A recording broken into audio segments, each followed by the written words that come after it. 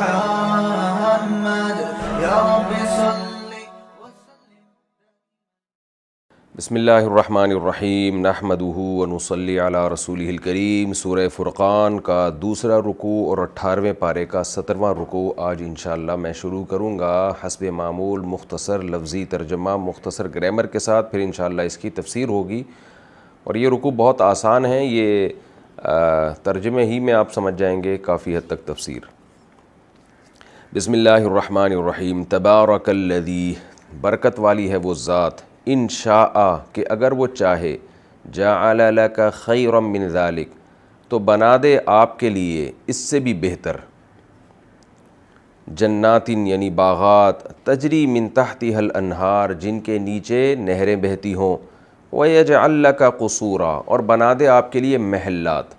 قصر عربی میں محل کو کہتے ہیں، جو بڑے بڑے بنگلے نہیں ہوتے، قصر شاہی اس طرح لکھا ہوتا ہے نا آج بھی مختلف جگہوں پہ، قصور اس کی جمع آتی ہے۔ اور بنا دے آپ کے لیے محلات۔ بل کذبوا بالساعہ، بلکہ اصل بات یہ ہے کہ انہوں نے قیامت کا انکار کیا ہے۔ وَأَعْتَدْنَا، اعتیاد یہ لفظ کئی بار گزر چکا ہے، اصل میں تھا اکتسبنا کی طرح، اعتیدنا، تو اور ہم نے تیار کر رکھا ہے، لمن کذب اس شخص کے لیے جو انکار کرے، بالساعہ قیامت کا، سعیرا بھڑکتی ہوئی آگ، ہم نے اس کے لیے بھڑکتی ہوئی آگ تیار کر کے رکھی ہے۔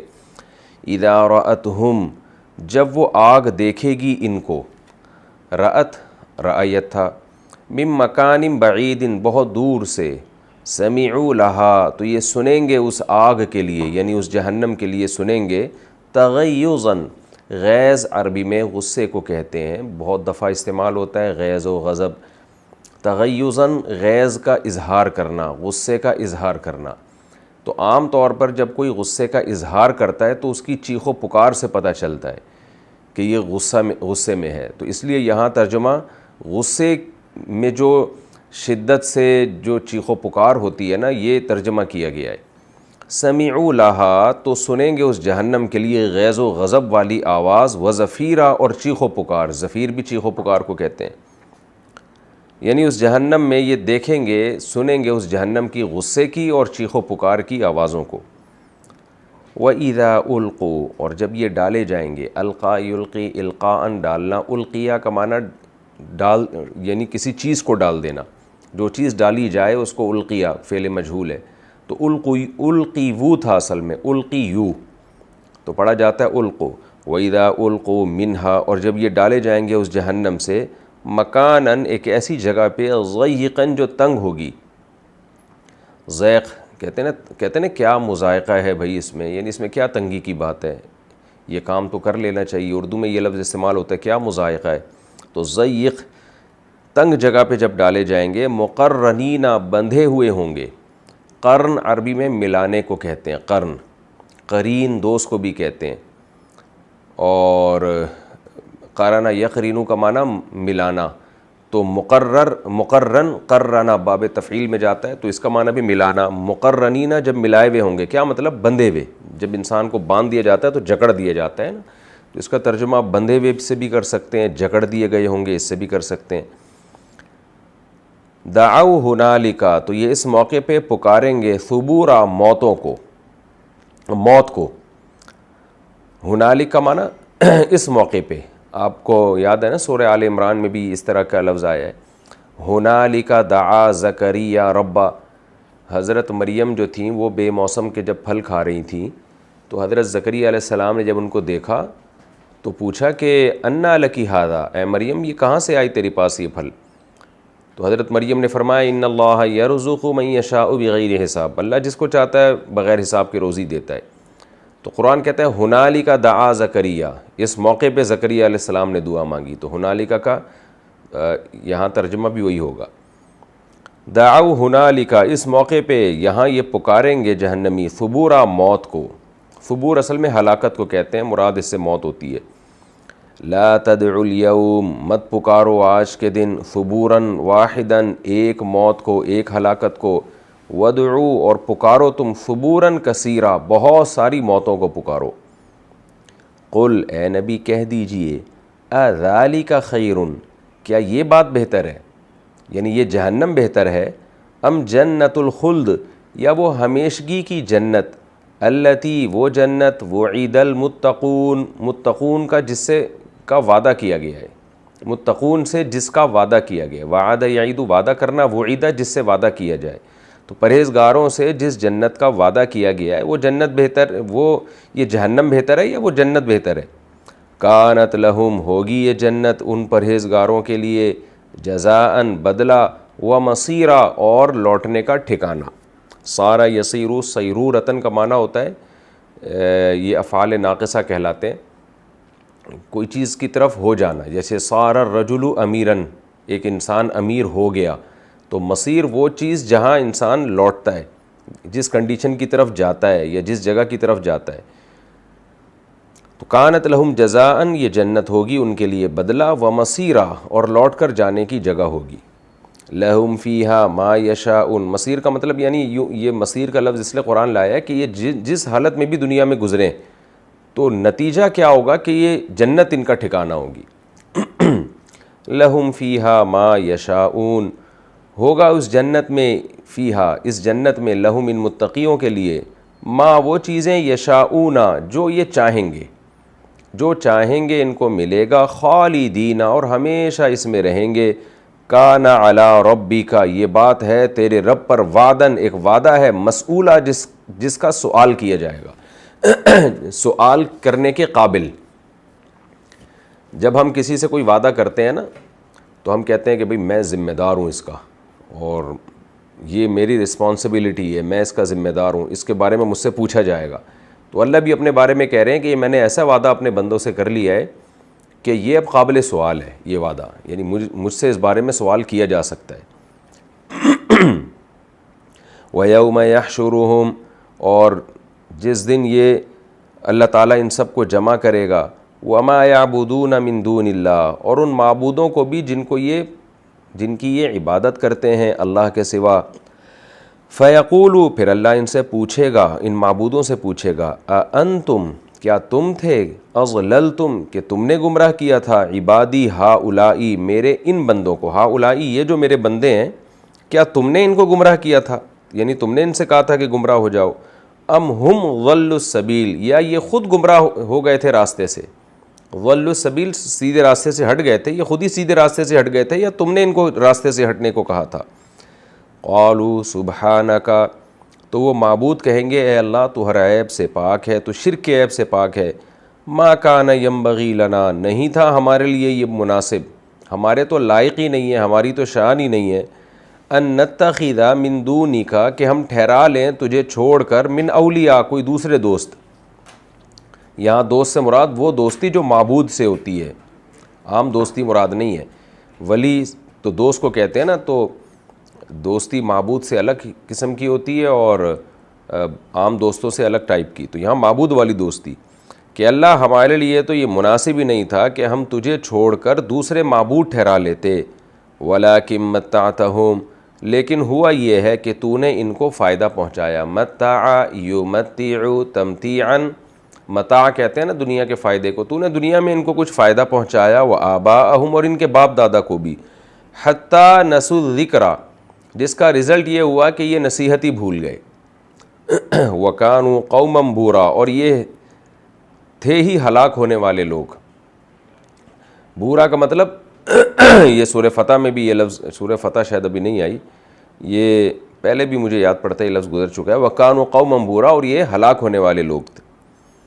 فَقَدْ كَذَّبُوكُمْ، اللہ کہتے ہیں دیکھو تحقیق انہوں نے جھٹلا دیا تمہیں، بِمَا تَقُولُونَ، اس بات میں جو تم کہتے ہو، جو تم کہہ رہے تھے نا بات کہ یہ ہمارے معبود ہیں، تو اس بات میں ان معبودوں نے ہی تمہیں جھٹلا دیا ہے۔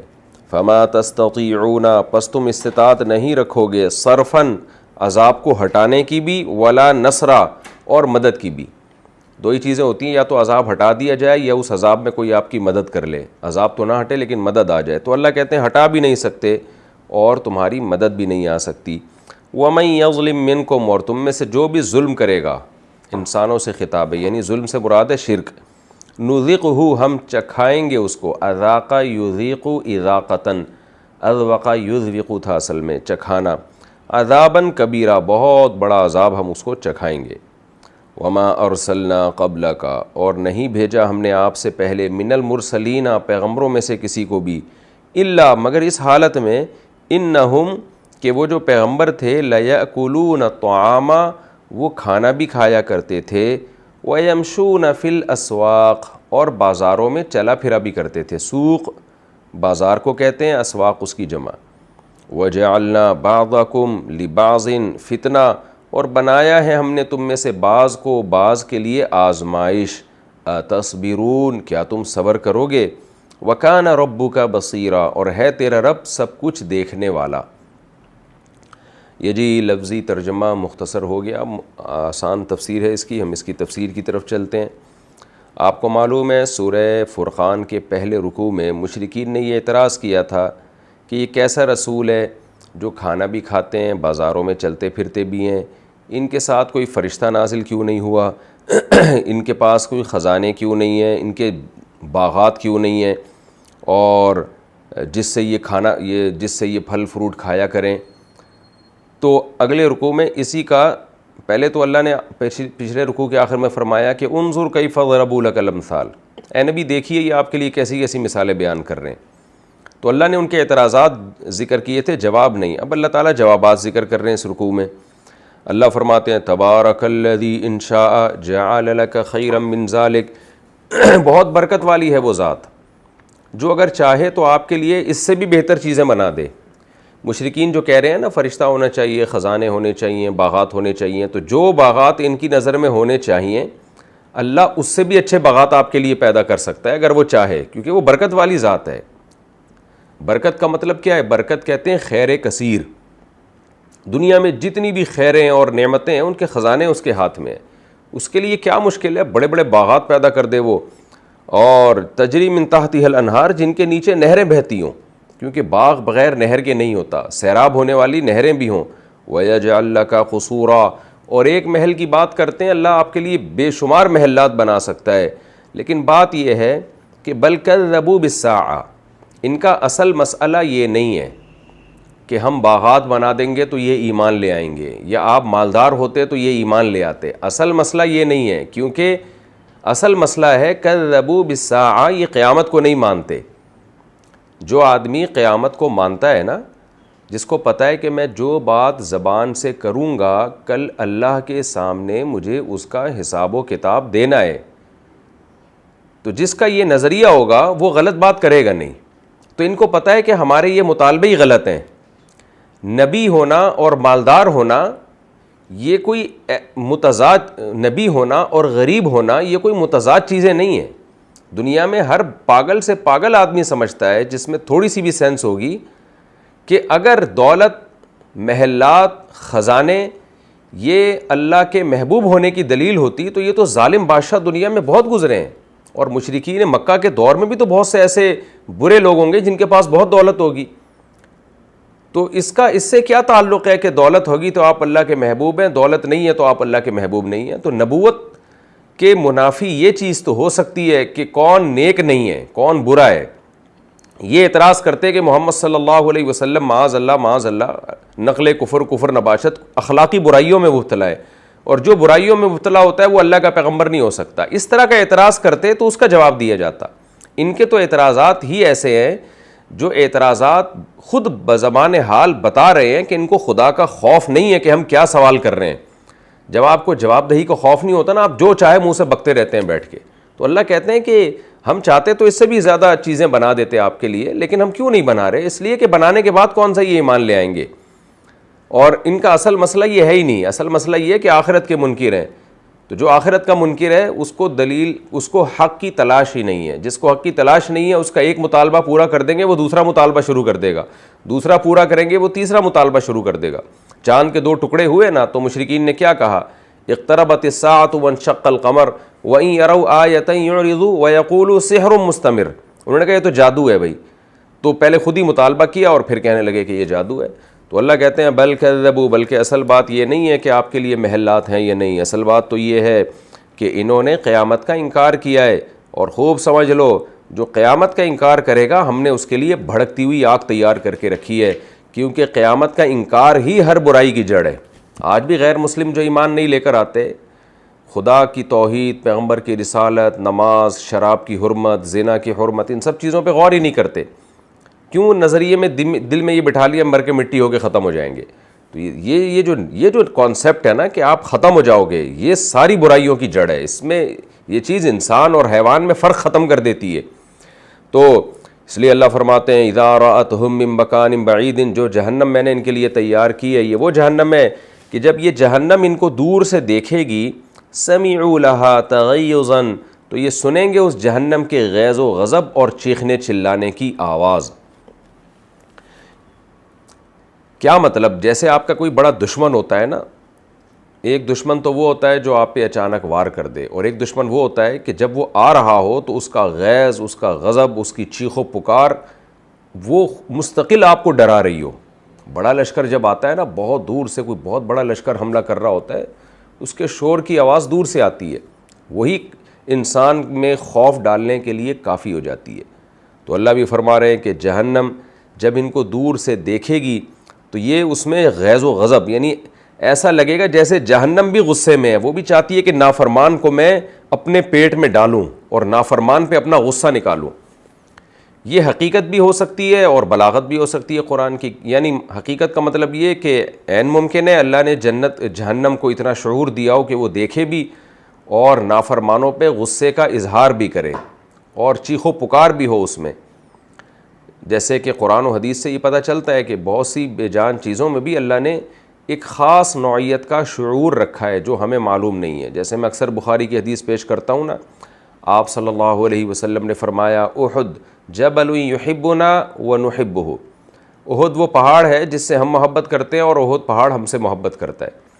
تو بے جان چیزوں میں بھی اللہ نے خاص درجے کی حص رکھی ہے، جیسے وہ استوانہ تھا، ستون تھا، جہاں نبی صلی اللہ علیہ وسلم جسے پکڑ کے خطبہ دیا کرتے تھے، جب وہ ہٹا دیا گیا تو اس سے رونے کی آواز آئی، ہانڈی کے کھولتے ہیں نا جیسے، اس طرح کہ اس کے اندر سے رونے کی آواز آئی۔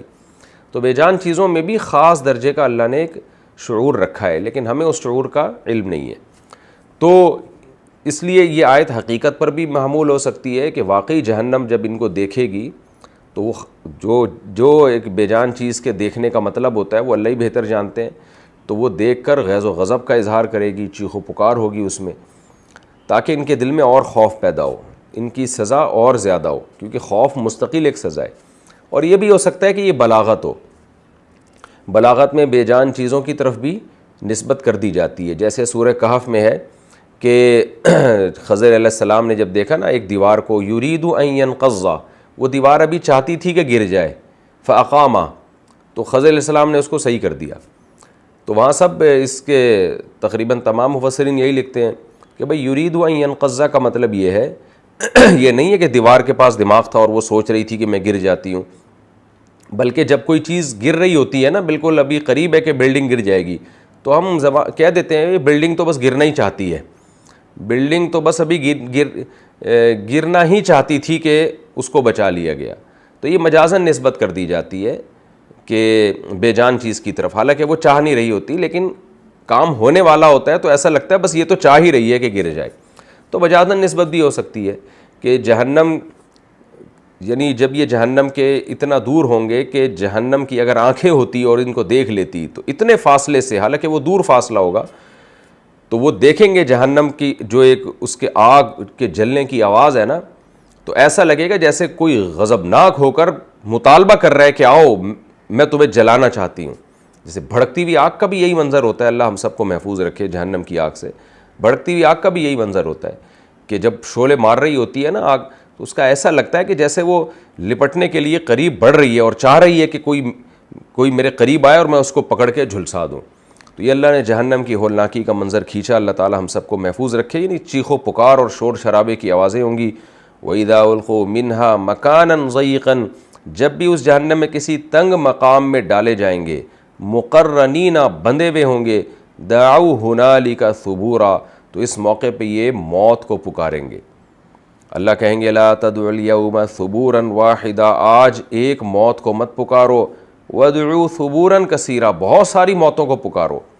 یہ بھی بلاغت ہے مطلب یہ نہیں ہے کہ تم ایک موت کو نہیں پکارو، بہت ساری موتوں کو پکارو گے تو شاید ایک دفعہ موت تمہیں آ جائے. نہ بتانے کا مقصد یہ ہے کہ جب پکارنا ہی ہے تو ایک موت کا کیا فائدہ، سینکڑوں موتوں کو پکارو. وجہ اس کی یہ کہ نہ ایک موت کو پکارنے پر تمہیں موت ملے گی، نہ ہزاروں موتوں کو پکارنے پر تمہیں موت ملے گی. تو تمہارا ایک موت کو پکارنا یا ہزاروں موتوں کو پکارنا برابر ہے. ہزاروں موتوں کو پکارنا اور ایک موت کو پکارنا کیا ہے، یہ برابر ہے تمہارے حق میں. تو ایک کو پکارو، ایک کو نہیں بلکہ ہزاروں کو پکارو. ہم عام محاوروں میں بھی یہ لفظ استعمال کرتے ہیں کہ جیسے آپ نے گھروں میں دیکھا ہوگا کوئی یا دفتروں میں یا کہیں بھی کوئی مطالبہ کر رہا ہے، کسی سے پیسے مانگ رہا ہے اور چیخو پکار کر رہا ہے کہ بھائی مجھے اتنے پیسے دو. آپ کہتے ہیں بھائی تو تھوڑا اور زور سے چیخ لے.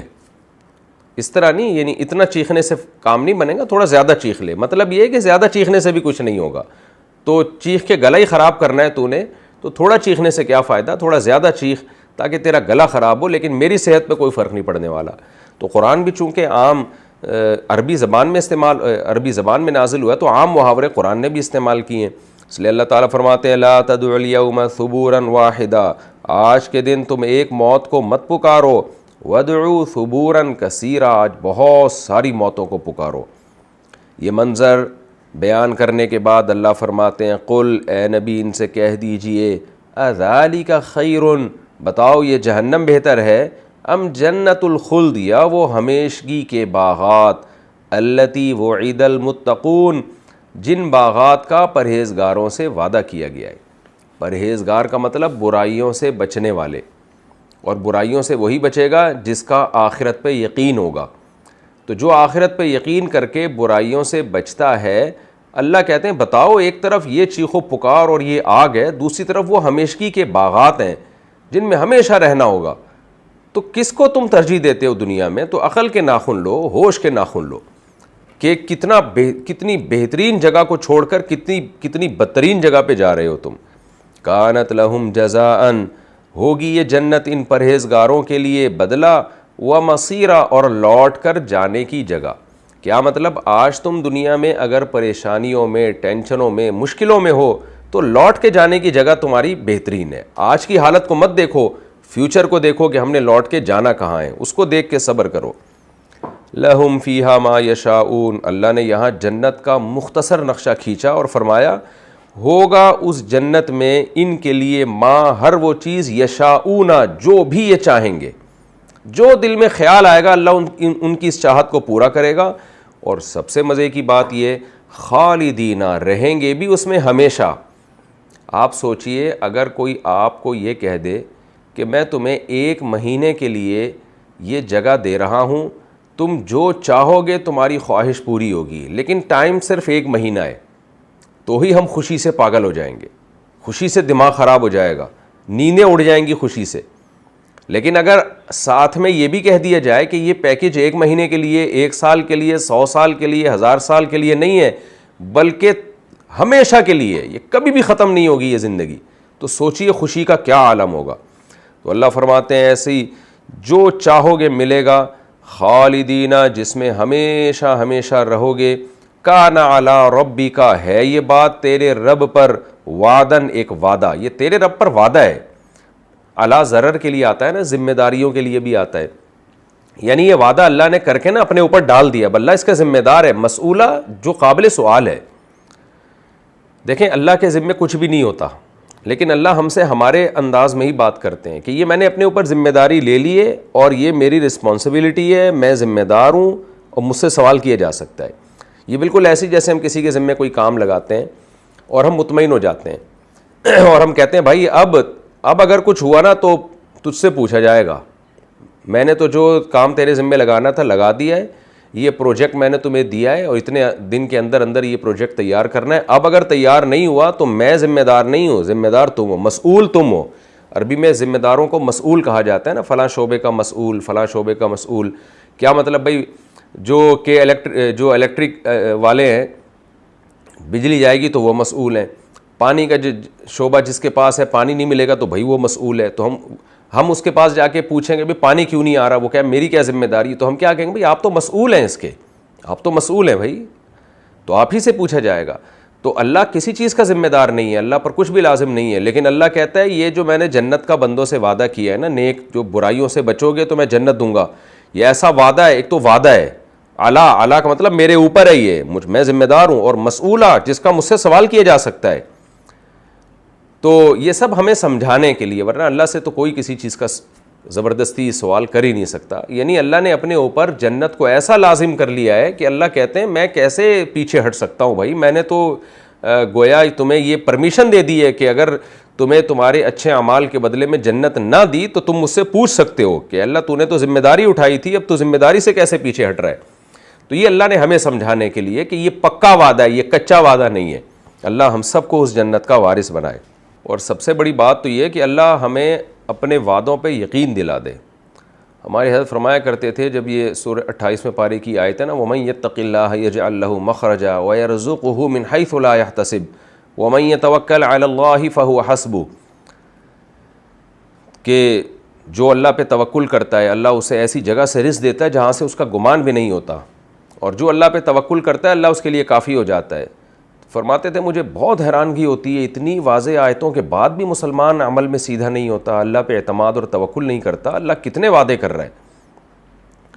تو وَيَوْمَ يَحْشُرُهُمْ وَمَا يَعْبُدُونَ مِن دُونِ اللَّهِ, اور جس دن ہم ان کو جمع کریں گے.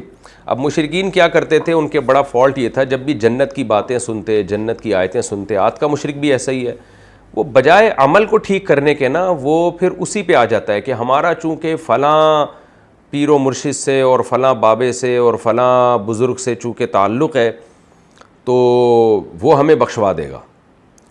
یہ ایک ایسی چیز ہے کہ اس نظریے کے بعد اگر آپ جنت پہ یقین رکھتے بھی ہیں تو کوئی فائدہ نہیں ہوتا, آپ عمل میں پھر بھی خرابی رہتے ہیں.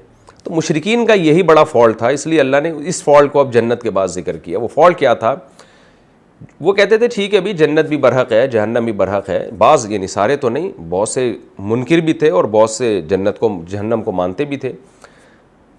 تو اب آخرت پر جب آپ کا یقین ہو تو قرآن تو کہہ رہے جس کا آخرت پہ یقین ہوتا ہے وہ اوٹ پٹانگ اعتراضات نہیں کرتا. نبی صلی اللہ علیہ وسلم پہ جیسے اعتراضات کرتے تھے نا یہ کہ باغ کیوں نہیں ہے اور فرشتہ کیوں نہیں آ رہا اور محلات کیوں نہیں ہے, تو قرآن نے کیا کہا, کذبوا بالساعہ. اصل یہ ہے کہ یہ آخرت کو مانتے نہیں ہیں. لیکن سوال پیدا ہوتا ہے بہت سے مشرکین تو آخرت کو مانتے تھے, پھر وہ یہ بیہودہ اعتراض کیوں کر رہے ہیں. تو اس کی ایک اور وجہ تھی, وہ یہ کہ آخرت کو مان کے بھی ان کا یہ نظریہ تھا کہ ہم سے قیامت میں سوال جواب نہیں ہوگا, کیونکہ ہم جن بتوں کو پوج رہے ہیں, جن کی عبادت کر رہے ہیں, جن بزرگوں کی مورتیاں بنا کے رکھی ہوئی ہیں. اسی طرح عیسائیوں کا یہ عقیدہ تھا کہ عیسیٰ ابن مریم اللہ کے محبوب پیغمبر ہیں, معاذ اللہ کے بیٹے بھی ہیں, تو ہم ان کو جو پوجتے ہیں, ان کو پکارتے ہیں دعاؤں میں, تو یہ ہمیں بخشوائیں گے قیامت کے دن. تو آپ سوچئے کہ ایسا ایمان جس میں آپ کا یہ نظریہ ہو کہ آپ جہنم کو بھی مانتے ہو, حساب و کتاب کو بھی مانتے ہو, اور پھر آپ یہ کہو کہ یہ لوگ ہمیں زبردستی بخشوا دیں گے, ہم ان کی عبادت کریں گے, تو اس آخرت پر ایمان کا عملی لحاظ سے کوئی فائدہ نہیں ہے. اس لیے قرآن نے کہا کہ جن معبودوں کو تم پوج رہے ہو نا, اور تم یہ سمجھ رہے ہو کہ یہ تمہیں بخشوائیں گے, یہ قیامت کے دن براءت کا اعلان کر دیں گے, یہ ذمہ داری سے بری ہو جائیں گے, یہ کہیں گے اللہ یہ تو خود گمراہ تھے, ہم نے ان کو اپنی عبادت پہ نہیں لگایا. تو جن معبودوں کو تم پوج رہے ہو وہ خود اس عبادت پہ راضی نہیں ہے, تو یہ تمہیں بخشوائیں گے کہاں سے. وَيَوْمَ يَحْشُرُهُمْ, اور جس دن اللہ ان کو جمع کرے گا, وَمَا يَعْبُدُونَ, اور ان معبودوں کو بھی, من دون اللہ, جو اللہ کے سوا جن کی یہ عبادت کرتے ہیں, فَيَقُولُ, اللہ ان کے معبودوں سے پوچھے گا, أَأَنْتُمْ أَضْلَلْتُمْ عِبَادِي هَؤُلَاءِ, کیا تم نے میرے ان بندوں کو گمراہ کیا تھا, تم نے آرڈر کیا تھا کہ ہماری عبادت کیا کرو, أَمْ هُمْ ضَلُّوا السَّبِيلَ, یا یہ خود اپنی مرضی سے گمراہ ہوئے ہیں. قالوا, تو وہ معبود کہیں گے, سبحانک, اللہ اے اللہ تو ہر عیب سے پاک ہے, شرکت کے عیب سے بھی تو پاک ہے. ما کان ینبغی لنا, ہماری تو یہ شان ہی نہیں تھی, ہمارے تو یہ لائق ہی نہیں تھا, ہماری تو یہ اوقات ہی نہیں تھی. ان نتخذ, یہ جو ینبغی ہے نا اس کا صحیح ترجمہ ہوگا ہماری تو یہ اوقات ہی نہیں تھی, یعنی ہمارے تو یہ بنتا ہی نہیں تھا. ان نتخذ من دونک من اولیاء, کہ ہم تجھے چھوڑ کر دوسروں کو دوست بنا لیں, یہاں دوست سے مراد معبود والی دوستی, کسی اور کو معبود بنا لیں. ولکن متعتہم, لیکن ہوا یہ ہے کہ تو نے ان کو دنیا میں دی ہیں نعمتیں, یعنی یہ جو ہمیں ہماری عبادت کرنے لگے نا, اس کی وجہ یہ نہیں تھی کہ ہم نے کہا تھا, اس کی وجہ یہ تھی کہ تو نے ان کو نعمتیں دی, اب نعمتیں دیکھ کر بعض لوگ شکر گزار بن جاتے ہیں، نعمتیں دینے والے کی عبادت شروع کر دیتے ہیں، اور بعض لوگ کیا کرتے ہیں، جس نے نعمتیں دی ہیں تو نعمتوں میں پڑھ کر دینے والے کو بھول جاتے ہیں، پھر اپنی مرضی کا مذہب ایجاد کر لیتے ہیں۔ تو نے ان کو نعمتیں دی ہیں جس کے نتیجے میں بجائے شکر گزاری کے یہ ناشکرے بن گئے اور تجھے چھوڑ کر ہماری عبادت میں لگ گئے یہ۔ وَلَٰكِن مَّتَّعْتَهُمْ وَآبَاءَهُمْ، لیکن تو نے ان کو اور ان کے باپ دادا کو نعمتیں دیں، حتیٰ نسوا الذکر، یہاں تک کہ یہ نصیحت ہی بھول گئے۔ پچھلی آسمانی کتابوں میں اور پچھلے پیغمبروں کی تعلیمات میں جو توحید کی نصیحت تھی وہ نصیحت بھول گئے یہ۔ وَكَانُوا قَوْمًا بُورًا، اور یہ تھے ہی ہلاک ہونے والے۔ فَقَدْ كَذَّبُوكُمْ، اللہ فرماتے ہیں کہ دیکھو انہوں نے تمہیں جھٹلایا، بِمَا تَقُولُونَ، ان باتوں میں جو تم کرتے تھے۔ یعنی اللہ کہہ رہے ہیں ان مشرکین سے، دیکھو آج قیامت کے دن تو انہوں نے تمہیں جھٹلا دیا، تم ان کی عبادت کر کے ان کو خوش کر رہے ہو، کل قیامت میں یہی تمہارا انکار کر دیں گے۔ فَمَا تَسْتَطِيعُونَ صَرْفًا، پس اب تو تم استطاعت نہیں رکھو گے صرف ہٹانے کی، یعنی صرف یصرف کا معنی ہٹانا، نہ عذاب کو ہٹانے کی طاقت رکھو گے، ولا نصرا، اور نہ مدد کی طاقت رکھو گے۔ یہ بھی نہیں ہوگا کہ اس عذاب میں تمہاری کوئی مدد کر لے۔ جو مددگار تھے جن کو سمجھتے تھے وہ تو خود ہی پیچھے ہٹ گئے ہیں۔ وَمَن يَظْلِم مِّنكُمْ، اور پھر اللہ آخر میں دھمکی دے رہے ہیں دوبارہ مشرکین کو، جو تم میں ظلم کرے گا، یعنی انسانوں کو دھمکی دے رہے ہیں کہ جو اے انسانوں تم میں جو بھی ظلم کرے گا یعنی شرک کرے گا، نُذِقْهُ عَذَابًا كَبِيرًا، ہم اسے بہت بڑا عذاب چکھائیں گے۔ رہا یہ مسئلہ کہ یہ کہتے تھے کہ چلو باغات اور وہ نہیں ہے، مشرکین نے دو طرح کے اعتراض کیے تھے نا پہلے رکوع میں۔ ایک اعتراض تو یہ تھا کہ ان کے پاس باغات اور محلات کیوں نہیں ہیں، دوسرا اعتراض یہ تھا کہ چلو باغات اور محلات نہ ہوتے، یہ عام بشر کی طرح کیوں ہیں، یہ تو عام انسانوں کی طرح بازاروں میں جاتے ہیں، کھاتے پیتے ہیں۔ تو دوسرے اشکال کا جواب تو اللہ نے دے دیا تھا کہ اللہ چاہتا تو آپ کے لیے اور بڑے محلات بنا لیتا، اس سے بھی بڑے بڑے باغات بنا دیتا جو یہ کہہ رہے ہیں، لیکن یہ بناتا کیوں نہیں ہے اللہ تعالیٰ؟ اس لیے کہ ان کا اصل مقصد تو آخرت کا انکار ہے، ان کا اصل مسئلہ تو آخرت کا انکار ہے۔ تو اسی طرح ایک اعتراض یہ بھی تھا کہ یہ پیغمبر جو ہیں بازاروں میں کھاتے پیتے بھی ہیں، یعنی یہ تو عام انسان، چلو جھونپڑی ہوتی ان کی، محل نہ ہوتے، لیکن یہ عام انسانوں کی طرح بازار کے محتاج، خریداری کے محتاج اور کھانے پینے کے محتاج کیوں ہیں؟ تو اس اعتراض کا جواب اللہ نے اس آیت میں دیا، اس رکوع کی آخری آیت میں، کہ فرمایا کہ وَمَا أَرْسَلْنَا قَبْلَكَ مِنَ الْمُرْسَلِينَ، ہم نے جتنے بھی پیغمبر آپ سے پہلے بھیجے ہیں جن کو یہ بھی پیغمبر مانتے رہے ہیں، تو ہم نے کسی کو بھی نہیں بھیجا الا مگر اس حال میں انہم لیاکلون الطعام، مگر یہ کہ وہ سارے کھانا کھایا کرتے تھے، ویمشون فی الاسواق، اور جب ضرورت پڑتی تھی تو بازاروں میں چلا پھرا بھی کرتے تھے۔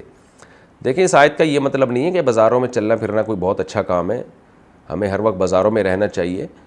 حدیث میں آتا ہے کہ بدترین جگہیں بازار ہیں اور بہترین جگہیں مسجدیں، اس لیے بازار میں بلا ضرورت رہنا یہ شریعت میں پسندیدہ نہیں ہے۔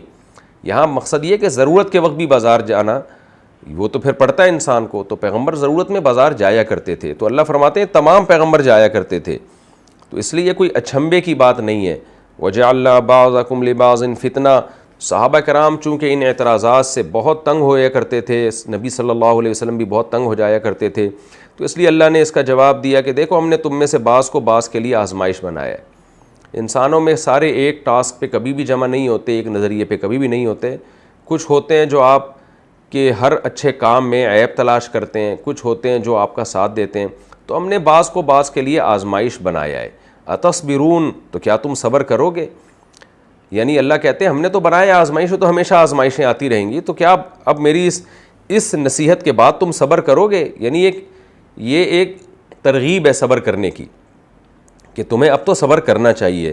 وَكَانَ رَبُّكَ بَصِيرًا، اور تیرا رب ہر چیز کو دیکھ رہا ہے، تم اگر صبر کرو گے تمہیں اس کا اجر ملے گا، اور وہ جو کچھ کر رہے ہیں الٹے سیدھے تو اللہ ان کو بھی دیکھ رہا ہے، تو آخر میں سب نے اللہ ہی کی طرف لوٹ کر جانا ہے۔ یہ ہمارا رکوع الحمدللہ کمپلیٹ ہو گیا۔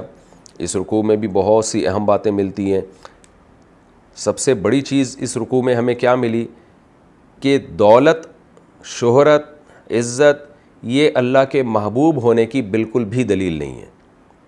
بعض دفعہ اللہ اپنے محبوب بندوں کو دولت، شہرت، عزت دے دیتا ہے، بعض دفعہ نہیں بھی دیتا، تو اصل چیز جو محبوب بننے کی ہے اللہ کا وہ ہے عمل، تو اس لیے نبوت کے بھی یہ چیزیں منافی نہیں ہیں۔ سلیمان علیہ السلام کو بے پناہ اللہ نے دولت دی، حکومت دی، اور سید الانبیاء صلی اللہ علیہ وسلم کو اللہ نے دولت نہیں دی. تو اس لیے یہ جو مشرکین کے الٹے سیدھے اعتراضات ہیں، اللہ نے فرمایا کہ اصل اس کی وجہ کیا ہے؟ آخرت کا انکار. تو حضرت مولانا اشرف علی تھانوی رحمہ اللہ تعالیٰ بتایا کرتے تھے کہ فکر آخرت جو ہے یہ عصائے موسوی ہے. جیسے حضرت موسیٰ علیہ السلام کی جو لاٹھی تھی نا، ہر موقع پہ کام آئی ہے. وہ سمندر کو دو ٹکڑے کرنے تھے تو اللہ نے موسیٰ علیہ السلام سے کہا لاٹھی ماریں، سمندر نے راستے بنا دیے. بنی اسرائیل کو پیاس لگی، پانی نہیں تھا، اللہ نے کہا لاٹھی ماریں، پتھر سے چشمے پھوٹ پڑے. اور جادوگروں سے مقابلہ ہوا، اللہ نے کہا لاٹھی پھینکیں، تو لاٹھی سارے کام بنا رہی تھی اللہ کے حکم سے. تو یہ ساری فکروں کو اور سارے باطل کو ہڑپ کر جاتی تھی یہ لاٹھی جو تھی. تو اسی طرح آخرت کی فکر اگر آپ اپنے اندر پیدا کر لیتے ہیں نا، تو یہ سارے باطل نظریات اور ساری اخلاقی برائیاں یہ ہڑپ کر کے ختم کر جائے گی، انسان کو انسان بنا دے گی، ساری ٹینشنیں بھی ختم کر دے گی. جن ٹینشنوں کی وجہ سے لوگ ڈپریشن میں، خودکشیوں میں جا رہے ہیں. اور اسی بات کو حدیث میں یوں بیان کیا گیا ہے، من کانت الآخرۃ ہمہ جعل اللہ غناہ فی قلبہ وجمع لہ شملہ واتتہ الدنیا وہی راغمہ. آپ صلی اللہ علیہ وسلم نے فرمایا جس نے آخرت کو فوکس کیا نا اور اس کو اصل فکر بنا دیا تو اللہ اس کے دل میں غنا بھر دیں گے، لوگوں کی محتاجی سے بچا لیں گے، اس کو ضرورت ہی نہیں رہے گی کہ ہوس کی اور لالچ کی. تو دل میں غنا پیدا ہو جائے گا اور اس کی فکروں کو اللہ سمیٹ دیں گے اور دنیا اس کے قدموں میں آئے گی ذلیل ہو کر. وہ آگے آگے بھاگے گا، دنیا پیچھے پیچھے بھاگے گی. تو یہ نعمتیں ملتی ہیں. دوسرا، اللہ نے جہنم کی ہولناکیوں کا تذکرہ کیا. اللہ تعالی ہم سب کو جہنم کی آگ اور اس کی ہولناکیوں سے اللہ تعالی محفوظ فرمائے. اور تیسرا، اللہ نے جنت کا تذکرہ کیا کہ ایک طرف یہ بھڑکتی ہوئی آگ ہے، دوسری طرف اللہ کی نعمتیں ہیں. تو کیوں تم ان نعمتوں کو فوکس نہیں کرتے؟ اچھا، یہ جو اللہ نے فرمایا لہم فیہا ما یشاؤون، جو کچھ چاہیں گے اس میں ملے گا، تو یہاں بہت سے لوگوں کے ذہن میں آتا ہے کہ بہت سے لوگ ایسی چیزوں کی تمنا بھی کرتے ہیں جن کے بارے میں یہ خیال ہوتا ہے کہ وہ کیسے جنت میں پوری ہوں گی. تو خوب سمجھ لیں، جو چیزیں عقلاً ممتنع، ان کو کہتے ہیں امتناع عقلی طور پر جمع نہیں ہو سکتی، عقلی طور پر ان کا وجود ممکن نہیں ہے، تو وہ جنت میں نہیں ہوں گی اور نہ ان کا امکان پیدا ہوگا، یعنی ان کی خواہش پیدا ہوگی. شریعت میں بھی کچھ چیزیں ایسی ہوتی ہیں جس کا وقوع ممکن ہی نہیں ہوتا. آپ کو جنت میں کوئی ایسی نعمت چاہیے جس نعمت کے حصول سے دوسرے کو نقصان ہو رہا ہے، تو ظاہر ہے وہ نعمت، اس کی آپ کے دل میں خواہش ہی پیدا نہیں ہوگی. تو جنت میں کسی کو نشے کا خیال آ رہا ہے تو وہ آئے گا ہی نہیں خیال وہاں پہ. تو جنت میں جو چاہتیں پیدا ہوں گی نا، وہ وہی چاہتیں ہوں گی جو چاہتیں ہمیں دنیا میں ہوتی ہیں اور جو اچھے لوگوں کی چاہتیں ہوتی ہیں. تو بعض لوگ ایسی چیز کی چاہت کرتے ہیں نا، وہ کہتے ہیں اگر جو ہے ہمیں، اور خواتین کی طرف سے سوال بہت ہوتا ہے کہ جنت میں ہمیں جو ہے وہ اگر ہم کسی کو پسند کرتی ہیں تو کیا وہ بندہ ہمیں جنت میں مل جائے گا. مردوں کی طرف سے بھی یہ سوال بہت ہوتا ہے کہ ہم کسی عورت کو پسند کرتے ہیں، دنیا میں نہیں ملی تو کیا وہ جنت میں مل جائے گی.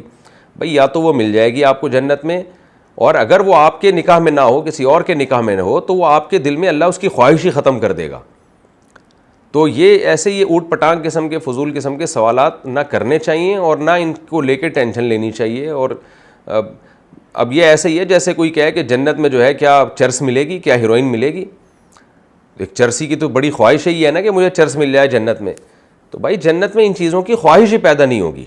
اور اس سے بھی اچھا جواب کسی نے بہترین دیا ہے کہ ایسے چرسی جنت میں جائے گا کیوں؟ وہ یعنی جنت تو پرہیزگاروں کے لیے ہے نا، تو چرسی کو تو چاہیے چرس سے توبہ کرے. میں یہ نہیں کہہ رہا چرسی جہنم میں جائے گا، عین ممکن ہے اس کے کوئی عمل اللہ کو پسند آ جائے، لیکن یہ کہ عام قاعدہ تو یہی ہے کہ جو اس ایسی اخلاقی برائیوں میں مبتلا ہوتے ہیں جنت ان کے لیے نہیں ہے. عام قاعدہ اور ضابطہ تو یہی ہے. باقی کوئی بھی توحید پرست ہو، نیک ہو، تو اللہ اگر کسی کے گناہ کو معاف کر کے جنت میں لے جائیں تو اس پہ تو کسی کو کوئی اعتراض نہیں ہو سکتا. لیکن ہم تو قاعدہ اور ضابطہ بیان کرتے ہیں نا کہ جنت پرہیزگار لوگوں کے لیے ہے. نشہ کرنے والے، اس طرح لڑکوں سے بدفعلی کرنے والے لوگ اور زنا کرنے والے لوگ، ان کے لیے اللہ نے جنت نہیں بنائی. اور ہمیں اس میں یہ بھی پتہ چلا کہ جو معبودین قیامت کے دن کہیں گے اللہ تو نے ان کو خوشحالی دی تھی اس لیے تیری یاد کو بھول گئے.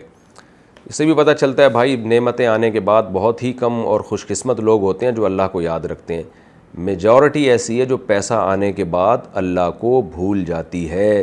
اس لیے غربت کو ہر لحاظ سے عیب نہیں سمجھنا چاہیے، بہت سے لوگ غریب ہیں، اچھے ہیں، ان کے پاس پیسہ آ گیا تو ان کا دماغ خراب ہو جائے گا، تو قیامت کے دن جب وہ دیکھیں گے نا اللہ کی نعمتیں تو وہ کہیں گے اللہ تیرا شکر ہے تو نے ہمیں غریب ہی رکھا۔ تو ہر چیز ہر ایک کے لیے نہیں ہوتی، اور تبھی حدیث میں آتا ہے کہ مالدار لوگ جہنم میں بھی زیادہ جائیں گے۔ تو شریعت نے پیسہ کمانے کا ہمیں حکم دیا ہے، لیکن پیسے پہ فخر کرنا اور ہر کامیابی پیسے ہی کو سمجھنا یہ پرلے درجے کی حماقت اور بے وقوفی ہے، اصل آخرت ہے۔ یہ رکوع ہمارا کمپلیٹ ہو گیا۔ اب انشاءاللہ ہم اگلے ایپیسوڈ میں سورہ فرقان کا رکوع نمبر 3 اور 18ویں پارے کا رکوع نمبر 18 انشاءاللہ ہم شروع کریں گے۔ اللہ تعالی ہمیں سمجھنے کی اور عمل کی توفیق عطا فرمائے۔ وما علینا الا البلاغ۔